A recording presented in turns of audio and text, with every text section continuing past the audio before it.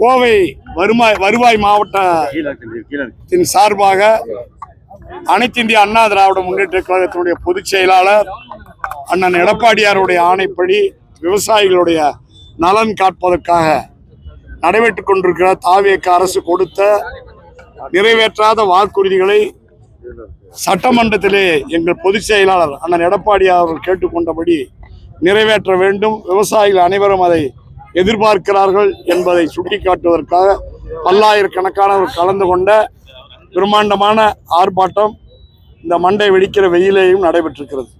முக்கியமான கோரிக்கைகள் 5 ஏக்கருக்கு குறைவாக உள்ள விவசாயிகளுடைய பயிர்க்கடன் முழுமையாக விஜய் அவருடைய சொல்படி அவர் கொடுத்த வாக்குறுதிப்படி தள்ளுபடி செய்யப்பட வேண்டும். 5 ஏக்கருக்கு மேல் உள்ள விவசாயிகளுடைய பயிர்க்கடன் பாதியாக தள்ளுபடி செய்யப்பட வேண்டும்.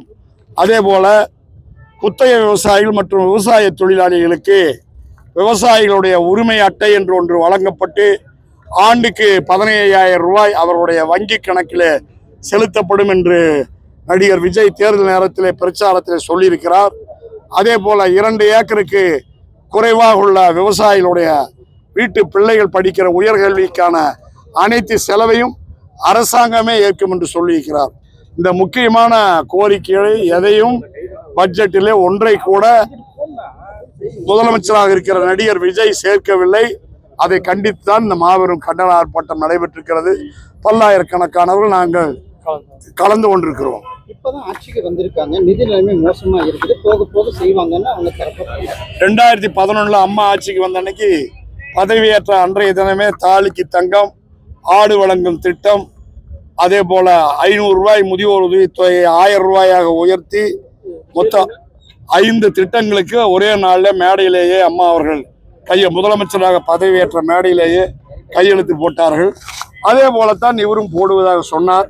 ஆனால் சொன்னதை எதையும் செய்யாமல் அப்படியே மக்களை ஏமாற்றி இருக்கிறார்கள். இதற்கு மக்கள் சீக்கிரம் சரியான பாடம் போட்டுவார்.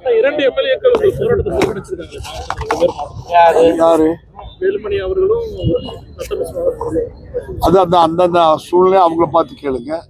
நாங்கள் திரளான தொண்டர்களோட போராட்டம் பண்ணியிருக்கிறோம். நீங்கள் பார்த்தீங்க. எங்களுடைய கோரிக்கை விவசாயிகளுக்கானது. அதிமுக அசைக்க முடியாத மாபெரும் மக்கள் சக்தி என்பதை மீண்டும் நாங்கள் இங்கே நிரூபித்து காட்டியிருக்கிறோம்.